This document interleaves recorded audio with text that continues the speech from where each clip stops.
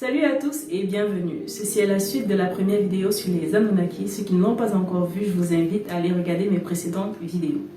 Avant de commencer, installez-vous, abonnez-vous si cela n'a pas encore été fait et cliquez sur la cloche des notifications. En ces temps-là, les troupeaux d'Homo erectus vivent au sud de l'Afrique. En les observant, Enki se rend compte que ces primates sont adaptés à creuser de la terre. Il capture donc une femelle erectus et l'emmène à Enlil, le chef de la mission. Celui-ci donne l'autorisation d'effectuer des manipulations et le groupe médical Anunnaki manipule génétiquement l'ovule de cette femelle en le greffant à un ovule de Ninhursag, épouse d'Enki. La déesse Ninhursag a beaucoup d'autres noms tels que Mama et elle pourrait être la mère universelle. C'est ainsi qu'il y a environ 200 000 ans naît un hybride stérile mâle, fort physiquement et intelligent. Les Anunnaki l'appellent Lulu et en clonent un millier qui transporte en grande partie vers l'Afrique.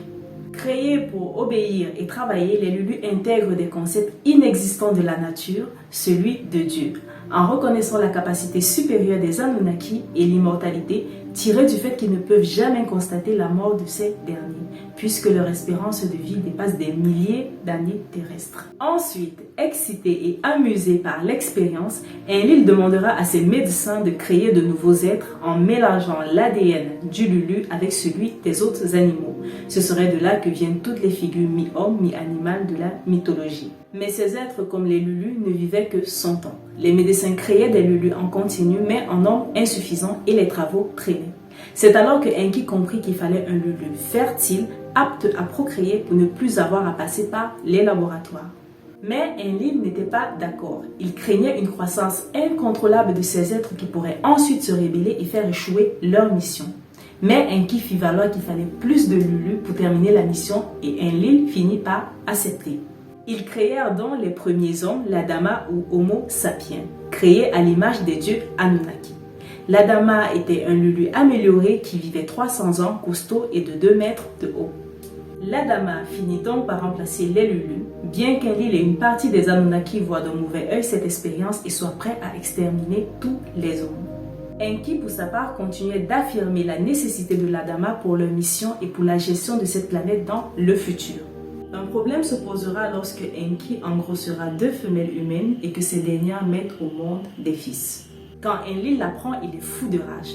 Il accuse les femelles humaines de péché originel et fait chasser les humains de l'Éden. Dans la version biblique, c'est le renvoi du paradis terrestre. En Afrique, Enki ne chasse personne, au contraire. Il enseigne des connaissances supérieures à certains humains pour en faire les premiers rois. Le reste des hommes doit creuser la terre pour continuer d'en extraire de l'or. Il y a environ 100 000 ans, le roi Anu meurt. Enlil doit donc rentrer au plus vite pour reprendre le trône. Il déclare la fin de la mission.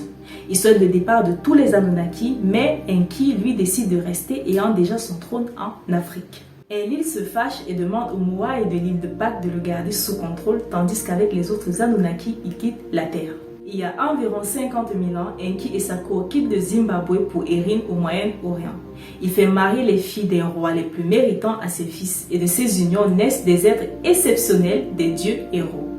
Ensuite, Enki envoie ses dieux héros à la conquête de la terre entière déjà occupée par les humains qui avaient été chassés de l'Éden. Les dieux héros partent donc à la conquête de la terre et seront les constructeurs de toutes les anciennes cités mythiques dont il reste encore les traces aujourd'hui. Il y a environ 12 000 ans, la flotte spatiale d'Enlil, devenu roi du Nibiru, revient sur la Terre pour éliminer les êtres humains. Il envoie un rayon destructeur qui s'abat entre le Maroc et l'Espagne actuelle, provoquant un gigantesque déversement d'eau de l'Atlantique vers la Méditerranée, qui détruira plusieurs lieux dont Eridu, c'est le déluge dans la Bible. Enki avertit le roi Utnapishtim de Noé biblique qui construit une grande barque où il se réfugie avec sa famille et ses animaux.